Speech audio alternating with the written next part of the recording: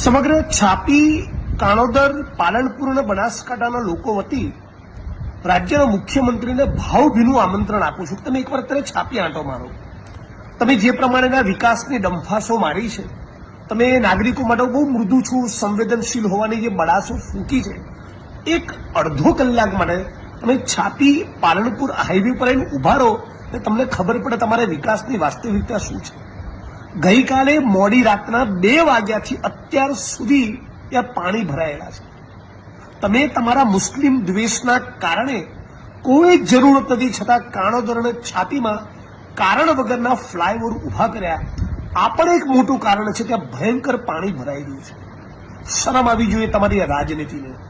આજે ત્યાં ગાડી મહેસાણા બાજુથી, અમદાવાદ મહેસાણાથી વડગામ પાલનપુર છાપી આવી રહેલા અને છેક નડાબેટથી અમદાવાદ મહેસાણા તરફ જઈ રહેલા નાગરિકો હજારોની સંખ્યામાં જે પરેશાન થયા છે એનો રાજ્યની સરકારને કોઈ અંદાજ છે? હું તો વિડીયોના માધ્યમથી સમગ્ર ગુજરાતની જનતાને અપીલ કરવા માંગુ છું કે તમે તમારા ફેસબુક પર, ટ્વિટર પર, સોશિયલ મીડિયામાં લખો. આખા ગુજરાતને ખબર પાડવી જોઈએ કે ગુજરાતના માર્ગ અને મકાન મંત્રી કોણ છે. ગુજરાતના મુખ્યમંત્રી ભૂપેન્દ્રભાઈ પટેલ એ પોતે ગુજરાતના માર્ગ અને મકાન મંત્રી છે.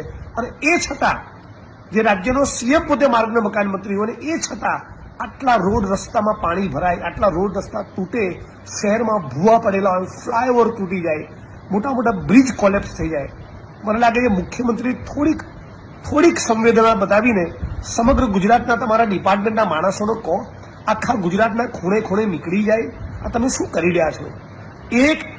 એક હાઈવે 15 કલાકથી બંધ હોય, પાણી 12 કલાક સુધી ભરાયેલું, તમારું વહીવટી તંત્ર કરે છે શું?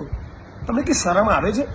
હું ફરી આ વિડીયોના માધ્યમથી સમગ્ર છાપી અને મારા મત વિસ્તારના લોકો વતી, આખા બનાસકાંઠા વતી રાજ્યના મુખ્યમંત્રીને અપીલ કરું છું. તમને ભાવભીનું આમંત્રણ છે.